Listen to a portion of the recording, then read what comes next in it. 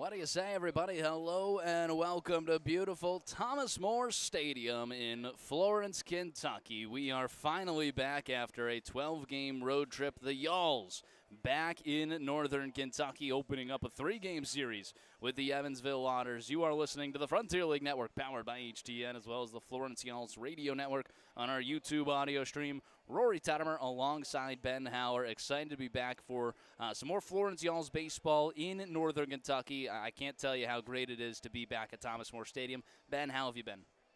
I've been great. It's been a while since I've been on that broadcast and we've seen with this Florence team. But I kind of made a joke of a comment towards the end of that last homestand. And next time we come to Thomas More Stadium, there's so many different versions of this team we could see. And I actually think we ended up seeing about the same as what we left with. You know, a 4-6 road trip, it comes with 2 cancellations, and it just begins to have the same problems and have the same answers. The problems being the pitching staff, the answers in a lot of those games being just outslugging the other team. The offense continues to mash. It's the second highest scoring offense in the Frontier League, first in the Midwest Conference. So I think there's a lot of exciting things about that, but still trying to find a little more consistency in the pitching staff. They would love another classic old Zach Westcott start. Certainly. No, I mean, I think you hit it on the nail there. It shows you're paying attention a little bit on the road, which is always good. In St. Martin, having some fun time on vacation there. But, no, I mean, right on the head. Pitching still a little iffy. Obviously, anytime you have a 7+ ERA in your bullpen alone, that doesn't usually lead to good success. But the offense has kind of carried this entire team. Florence enters with a 22-18 record against the Otters, 25-15. Not to mention, this series pretty important for the Y'alls.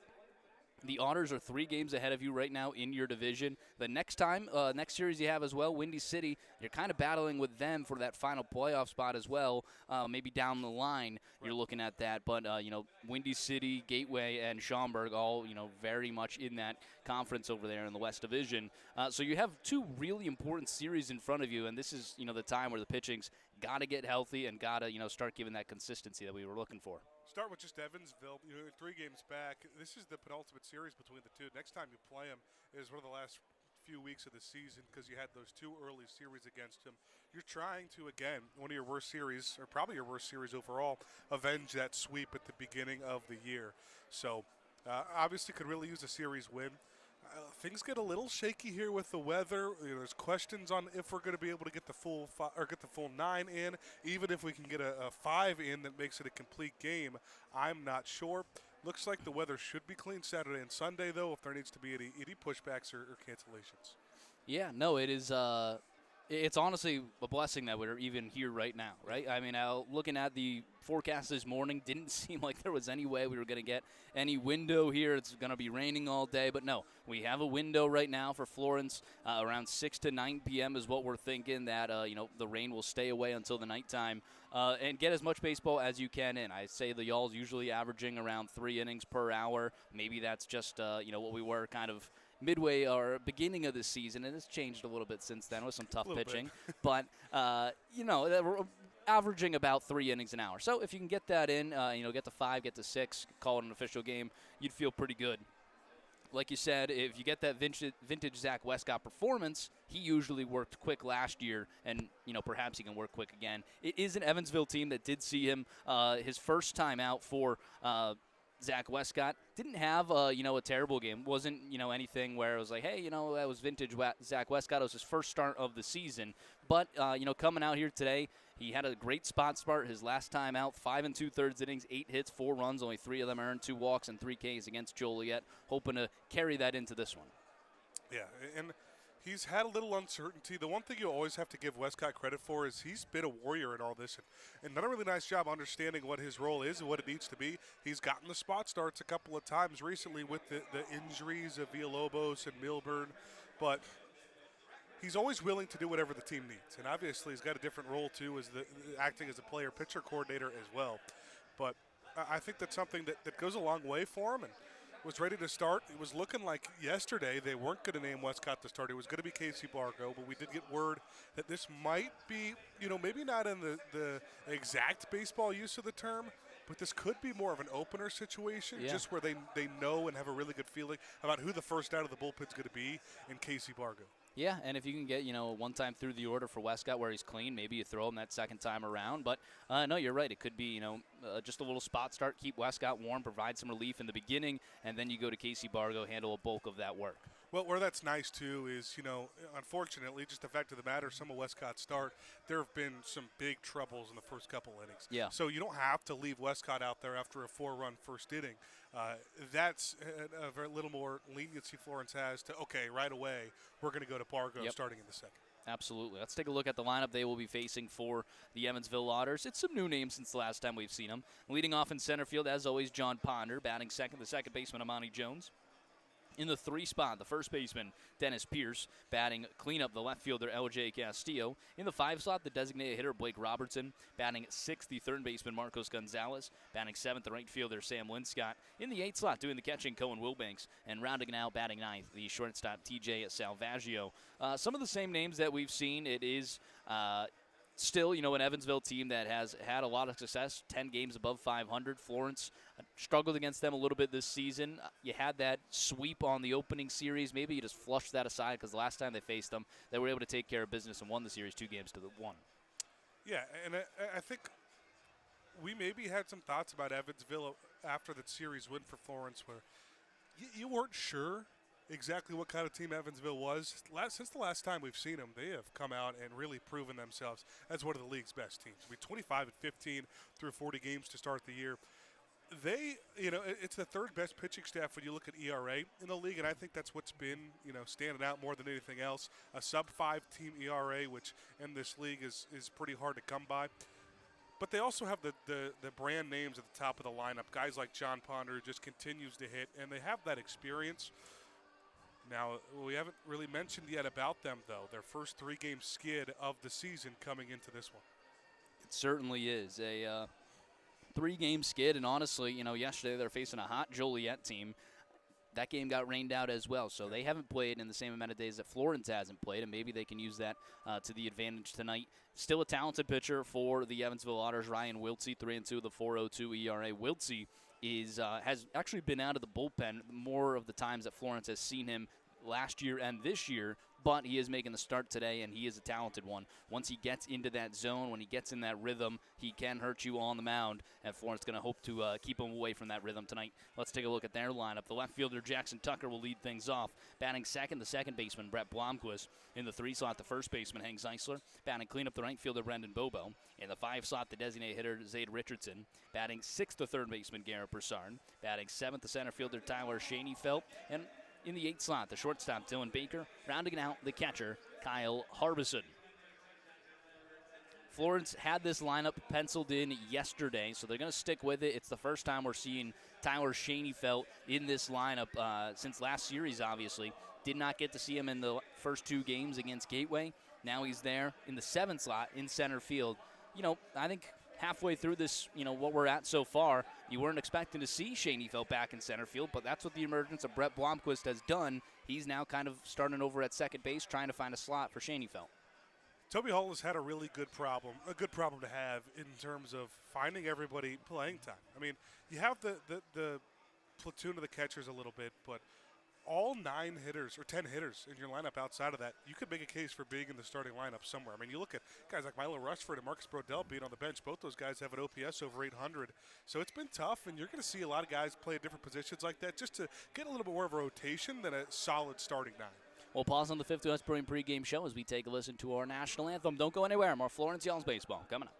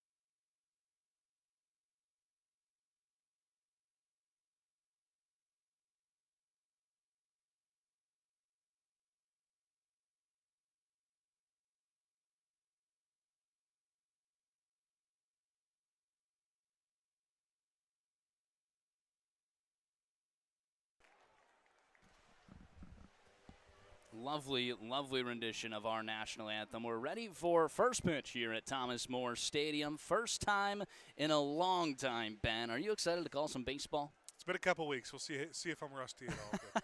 But, just excited to be back at Thomas More Stadium too. Pretty good crowd despite the weather. A lot of groups in attendance. It is superhero night, and they're still, had some cancellations with the weather, but still salvaging some superhero fun. You know what I loved yesterday, Ben? Getting home around 2 a.m. All the players, even on that Monday off day before we went out to Gateway, on that Monday off day, they were saying, man, I can't wait to play at Thomas More Stadium again. Yesterday, getting in at 2 a.m., we get to play here tomorrow. And it just shows, how excited they are, to be here and play in front of this home crowd, but also in such a beautiful stadium, Thomas More Stadium. Hopefully, the rain does stay away and we can play a lot of baseball tonight. First 3-2 up for the Honors. Ponder, Jones, and Pierce on the mound for Florence. Zach Westcott, the veteran righty, who, again, chasing the Frontier League all-time strikeout record. If you have not been tuning in to the Frontier League news, Gunnar Kynes of the Joliet Slammers has been going back and forth with Westcott. Westcott, his last time out, was able to reclaim it. This time he is just 1 away from tying, 2 away from taking over that spot, but it's a race that we're going to be pretty much following all season long. And, Westcott back in the starting rotation certainly has a chance to continue and battle in that spot against Gunnar Kynes in the starting rotation of the Joliet Slammers.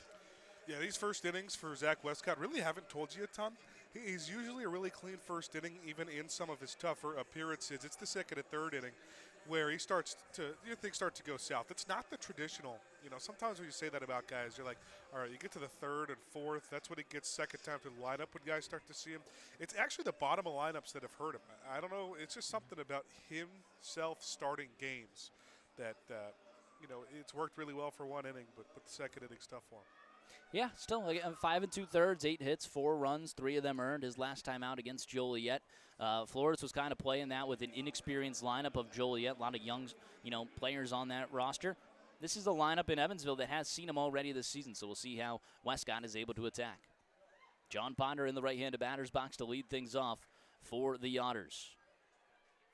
Wines' first pitch misses outside, a fastball at 83. We are underway at Thomas More Stadium for the first time in about 2 weeks. Excited to be back. That was right on the money at 7:03 on the first pitch. Cloudy skies, some dark clouds above us, but no rain falling down right now. Just another beautiful day for some Florence Y'all's baseball. That wind not doing much to the flag out in right center field. I was going to say it's a day where, the ball should not fly as much. It's not very hot, and the wind is not doing anything. 2-0. In there for a strike to John Ponder, 83 miles per hour on the outer half. Now, both of these teams do have guys that don't necessarily need the weather to be able to hit one out.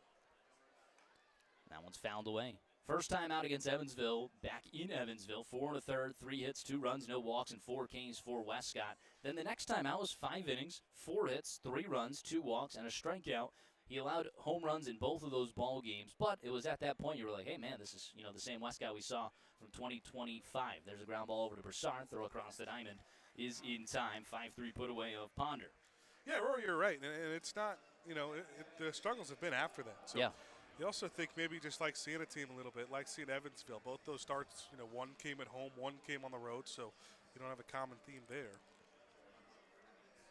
Personally, I also think the emergence of this competition with Gunnar maybe reignites Westcott a little bit, and he has that competitive nature to say, hey, I'm not going to lose this strikeout battle. That one's in there for a strike. First pitch there to the lefty, Amani Jones. Just a few new names for the Evansville Otters. That one's skied foul. Blake Robertson's a guy I feel like I have not seen. LJ Castillo, guy I have not seen. Sam Linscott. Then the rest of the order, has been pretty solid with Amani Jones here at 282, 3 home runs and 19 RBIs. 0-2 pitch, skies it out towards shallow left field. The shortstop Baker working back, not called off by anyone, makes the grab for out number 2. Westcott is someone who wants contact. Obviously, he would love the strikeout, but he is not afraid to see opponents hit his ball in the air a little bit, trust his defense. That's just the kind of pitcher he is. That's why he has the ability to work fast a little bit. The strikeouts are obviously great, but it can work up your pitch count a little bit sometimes. Dennis Pierce digs in. First pitch to him in there for a strike at 84. Pierce, 317 average, 7 home runs, 32 RBIs. A guy, You might see here in a few weeks. That Frontier League All-Star game. 0-1. Off speed in there for a strike. Beautifully placed there from Westcott. 69 miles per hour right down the heart of the plate.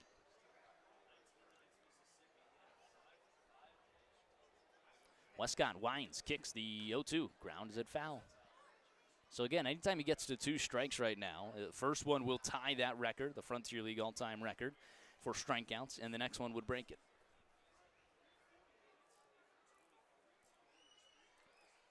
Pretty interesting that you got a race as illustrious as the all-time strikeout leader actively happening in front of you. It's not something you get to see. 0-2, missing upstairs. I think it's just one of those things that shows, Frontier League getting better every year, and best is yet to come.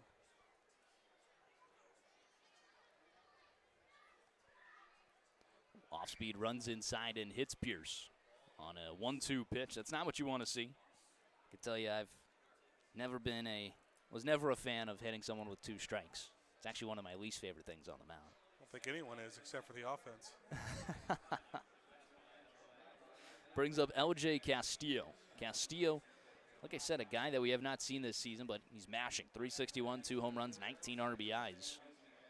Say that about the hit by pitch. If there's any pitch and location you ever want to get hit by, if you're a hitter, more than most, that Zach Westcott curveball just kind of on the forearm. Certainly. Should shake that one off. That's one, yeah. I would be happy to wear that one. 0-1. Skies it out towards center field. It's going to send Schoenfeld back just a little bit, but with room, he makes the grab to end the inning. Just the hit by pitch there from Westcott. Otherwise, a clean first. Heading to the bottom half. Florence gets their first crack when we return to the Frontier League Network, powered by HDN.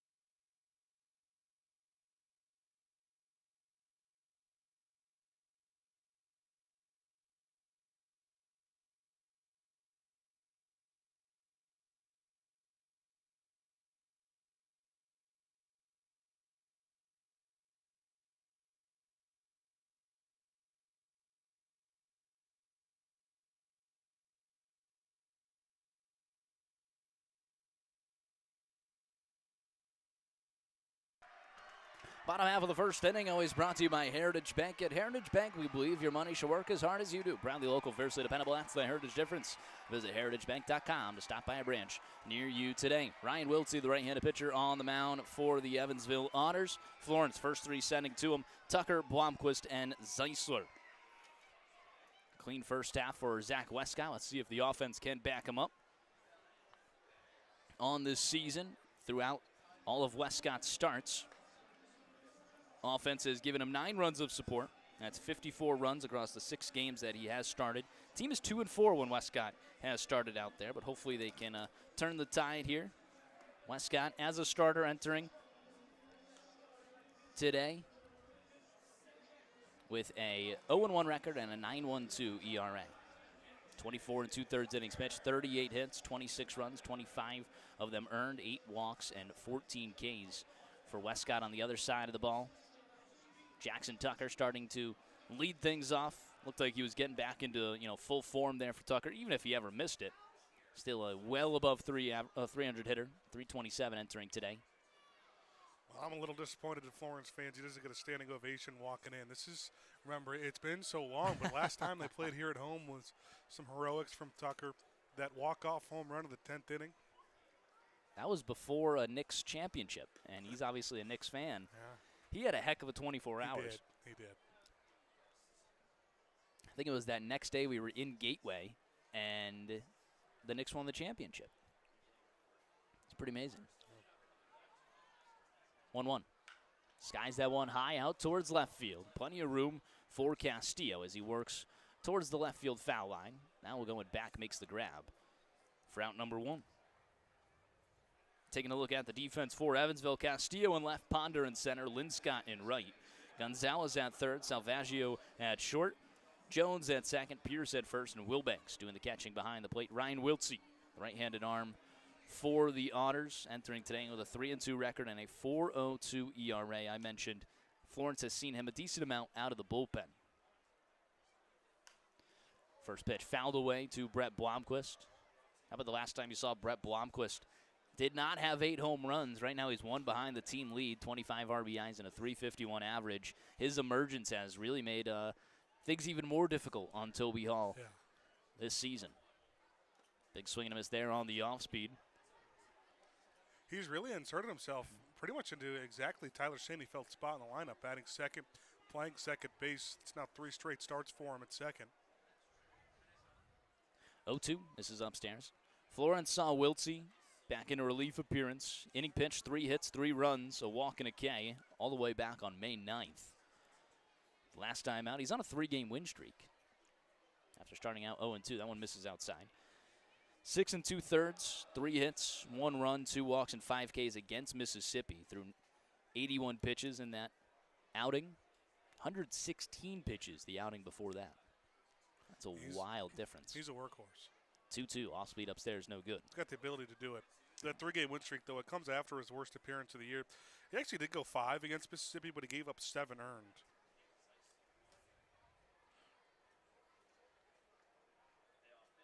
Payoff.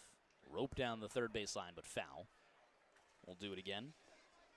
Yeah, did get 10 hits, 7 earned again, June 3rd against Mississippi. Had 7 innings, 2 hits, 1 run, 5 walks, but still 8 Ks against Schaumburg in a win. 12-2 win. The offense backed them up there.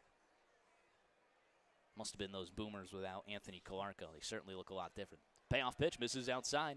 Check swing doesn't go around. Blomquist, the first runner aboard for Florence. That'll bring up the captain, Hank Zeisler. It's hard to really, understand exactly how good of a year Blomquist has had because a lot of times his at-bats have been under the qualified amount, but he's got qualified at-bats now. Leads the team in on-base percentage and slugging percentage.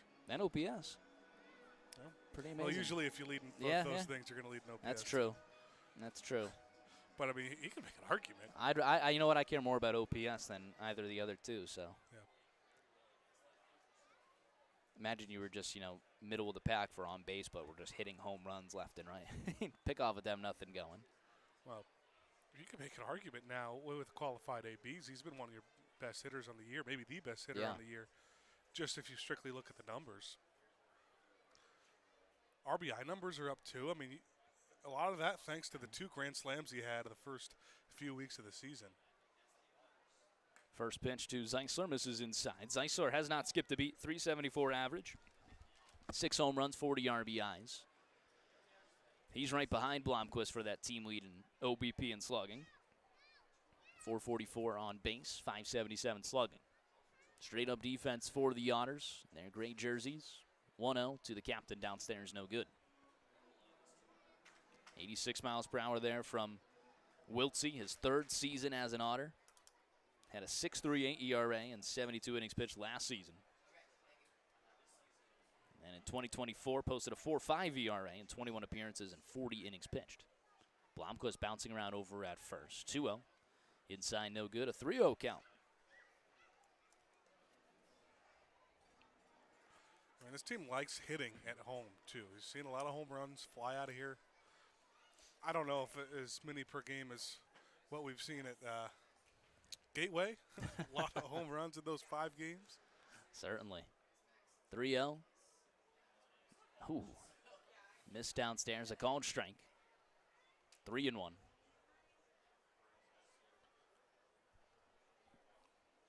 Florence 14-4 at home, 8-14 on the road. Certainly they enjoy playing here a lot more than they do on the road. Well, they enjoy playing with me broadcasting more. 3-1 misses inside. A 5-pitch walk to Hank Zeisler. Florence back-to-back walks. Runners first and second and 1 away for their team leader in RBIs, Brendan Bobo. Yeah, I mean, Florence is just a team where you can't afford to lose a couple of batters with just the boppers in the lineup that they have. Brendan Bobo made a good point to me the other day that, he was seeing so many off speeds that he was kind of adjusting and starting to sit off speed. And it was at that point Gateway, and Gateway, to their own credit, leads the league in walks. They were just trying to locate fastballs, but he was sitting off speeds, and they were just, kind of dialing some fastballs through. Now, again, he was still having good appearances, good, still the good RBI numbers, but kind of just lost a little bit. And when I was talking to him, he was like, if this was my low point, I'm still above a 300, I feel pretty good about the rest of my season. Yeah, I mean, it's hard not to, especially leading this team in home runs. And, it's not always pretty with Bobo. Had a lot of strikeouts the first couple of weeks of the season. That first series, especially against Evansville, he K'd a ton.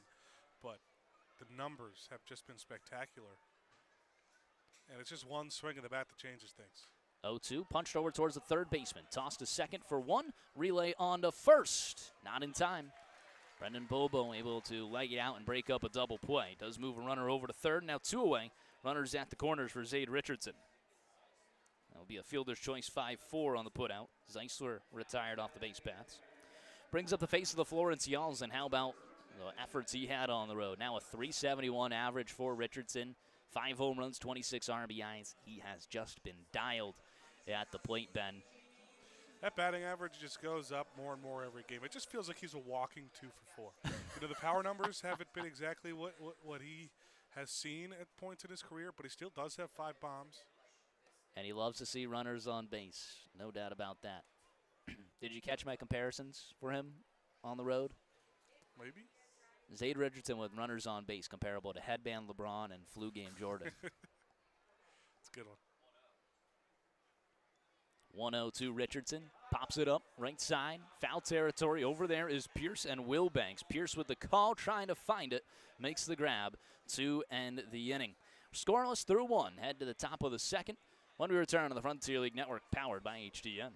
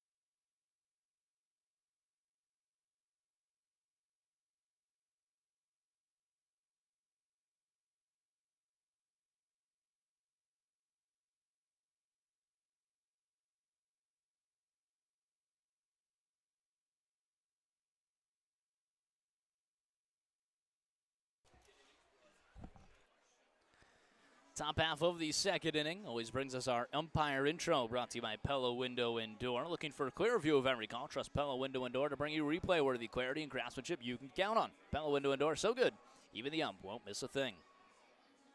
Top half of the second inning, Zach Westcott back out for another inning of work. Blake Robertson, Marcos Gonzalez, and Sam Linscott will lead things off. The lefty Robertson digs in, first pitch, missing downstairs, in there on TrackMan for a strike at 84. Bet we were saying in between the inning, severely dark here. Not the typical dark for how late it is at night.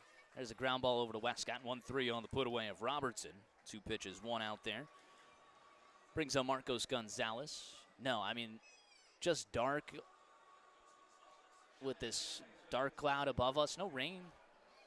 Doesn't look like it. Don't even see sprinkles on the tarp just yet.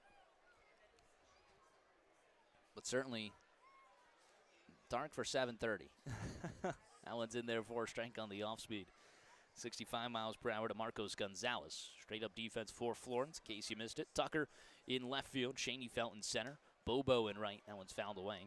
Broussard at the hot corner, Baker at short, Blomquist at second, Zeisler at first, and Harbison doing the catching behind the plate. It's another outing there for Kyle Harbison. 0-2, missing upstairs. Just a small injury to Zach Beadle. Seems like he is good, especially when I talk to him. Seems very good. No one misses downstairs on an off speed. Kyle Harbison has just caught a lot. Yeah. Over the last month. And here we go. See that rain and hear that rain on our tarp. 2-2. Swing and a miss. Didn't stop Zach Westcott from tying the all-time Frontier League record in strikeouts, and that rain is coming down. We're going to have to bring in the crowd mic.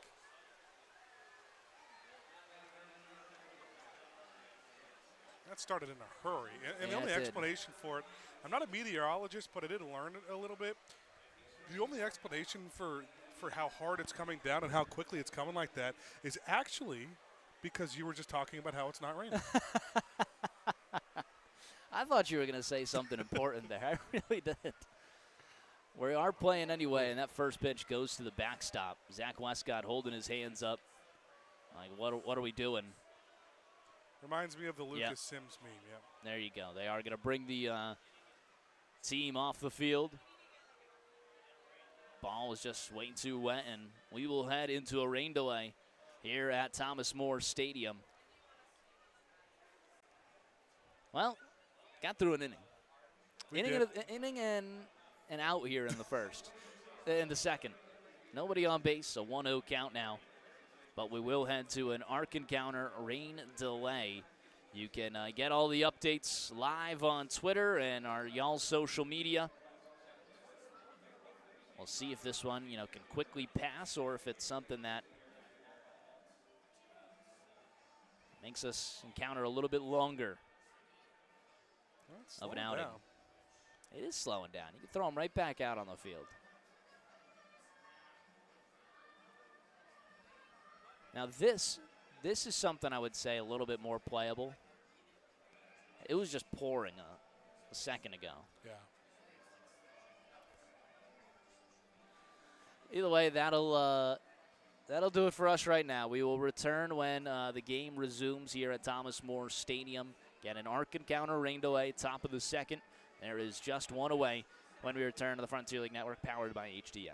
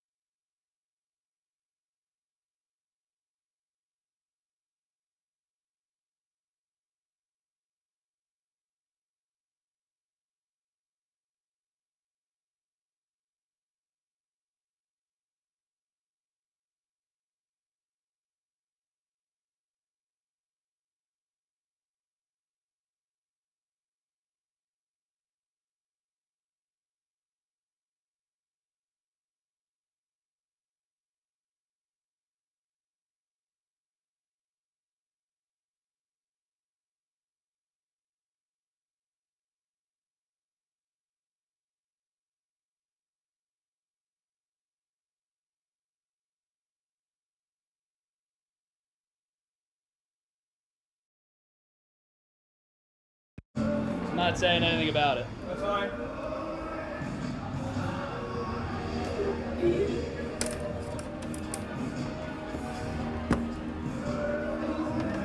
Any reason we didn't want to play with fans? 2:30 is the biggest gap, and it's just not worth it.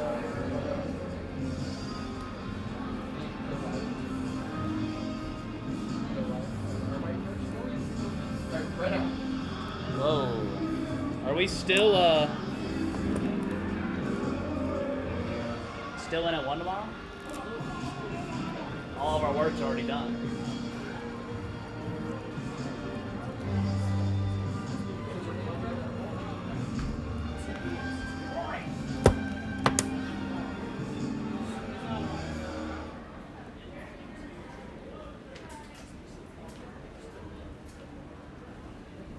Attention fans, unfortunately tonight's game has been postponed. We will be continuing tomorrow's game in a doubleheader when gates open at 5 p.m. for Margaritaville and a 6:36 first pitch. Your ticket for tonight's game can be redeemed for any game in the remaining 2026 season. Please visit the Hello Box office to exchange your ticket. Thank you, and have a good night. What do you say? Get out of here.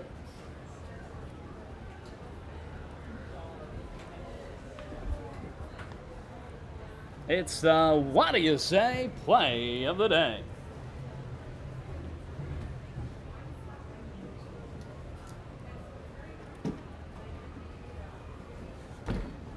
All right, Evan, you're in for one tomorrow, kid.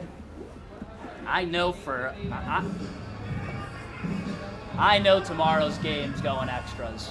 If I know anything about this team. I don't think I've called 15 innings in a day yet. So Well, buddy, get ready. that's at the least, too. Buddy, you better be fucking ready. Don't forget to look my lock.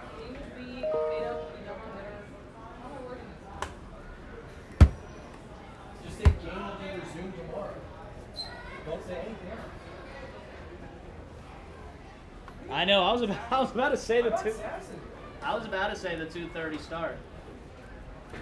Yeah. I caught myself. Almost lost mine. Alrighty.